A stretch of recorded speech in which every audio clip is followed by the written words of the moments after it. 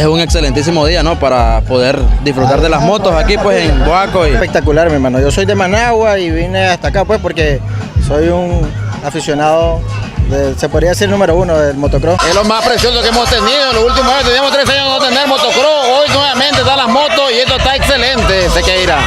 Muy bueno. Perfecto, miramos, teníamos tiempo que no mirábamos esto ya.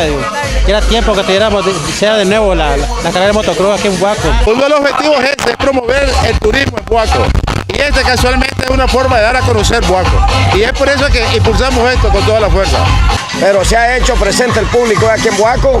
Repito, más de 4 años no desarrollamos motocross. Gracias al buen gobierno. Esta es la Nicaragua, la alegría de vivir en paz.